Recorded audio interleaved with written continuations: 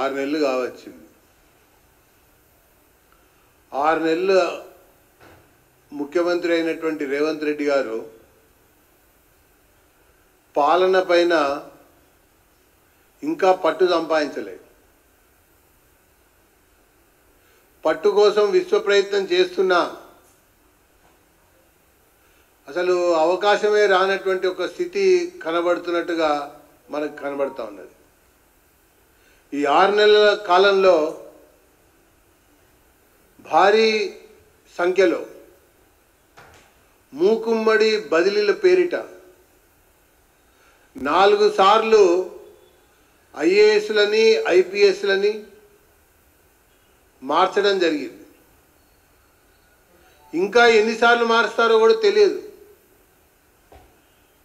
ఎవరికి ఏ శాఖ పైన కూడా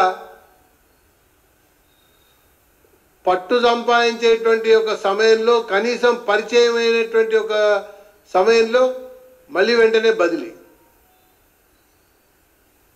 అంటే ముఖ్యమంత్రి పట్టు కోసం ఈ ప్రయత్నం చేస్తూ ఉన్నాడు. కానీ అధికారులు మాత్రం ఇంకా ఈ రాష్ట్రంలో కాంగ్రెస్ ప్రభుత్వం నడుస్తోంది, ముఖ్యమంత్రిగా రేవంత్ రెడ్డి గారు ఉన్నారు అన్నట్టుగా గుర్తించినట్టుగా గమనించినట్టుగా ఆ ప్రకారంగా నడుచుకుంటున్నట్టుగా అధికారులలో ఎక్కడ కూడా కానరాటలేదని చెప్పి భారతీయ జనతా పార్టీ అభిప్రాయపడతా ఉన్నది. ఇక పోతే శాంతి భద్రతలు రాష్ట్రంలో చాలా ఘోరంగా క్షీణించినాయి. అసలు సమీక్షించే నాదుడే లేడు, పట్టించుకునే అధికారే లేడు. ఏ రోజుకారు చూసినట్టయితే 3 హత్యలు 6 మానభంగాల్లో ఈ రాష్ట్రం 6 నెలల పాలన కొనసాగిందని చెప్పని నేను పేర్కొంటా ఉన్నా. ఇది ముఖ్యమంత్రి చేతిలోనే ఉన్నటువంటి ఒక శాఖ. పనితీరు ఈ రకంగా నడుస్తూ ఉంది. ఇక పోతే పాలన మీద పట్టు ప్రయత్నం ఒకవైపున, పార్టీలో పట్టును నిలుపుకోవడం కొరకు ఇంకొక యత్నం.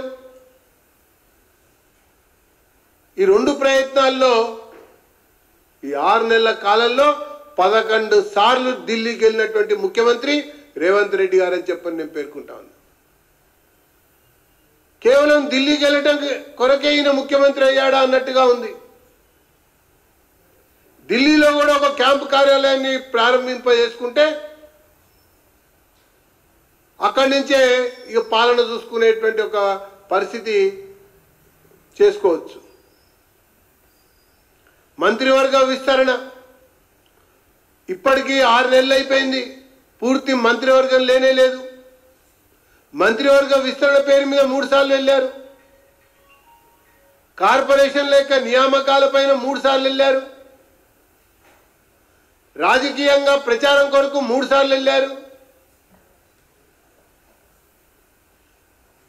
తన పిసిసిఐ అధ్యక్ష పదవికి సంబంధించినటువంటి వారసుని ఎంపిక చేసేటువంటి విషయంలో మరో 2 సార్లు వెళ్ళారు. ఈ రకంగా 6 నెలల కాలంలో 11 సార్లు ఢిల్లీకి వెళ్ళినటువంటి ఏకైక చక్రవర్తి ఈ రేవంత్ రెడ్డి గారని చెప్పని నేను పేర్కొంటా ఉన్నా. ఎంతసేపు ఆ యొక్క ఢిల్లీ నాయకుల యొక్క కనుసన్నల్లో పడాలి, సీటుని కాపాడుకోవాలి, కప్పం కట్టుకోవాలి, ఆ రకంగా కనబడుతూ ఉండాలి అన్నట్టుగా వ్యవహారం చేస్తూ ఉన్నాడే కానీ ప్రజాపాలన అందిస్తామన్నటువంటి ఒక ముఖ్యమంత్రి ప్రజల యొక్క పాలనని గాలికి వదిలేయటం వల్లనే 3 హత్యలు 6 మానభంగాలుగా ఈ రాష్ట్రంలో శాంతి భద్రతలు విలయతాండం వహిస్తున్నాయని చెప్పని నేను పేర్కొంటున్నాను. అంతేకాదు పరిపాలనలో కూడా 3 బదిలీలు 6 సస్పెన్షన్లు, ఇది కూడా అదే రకంగా నడుస్తూ ఉన్నది.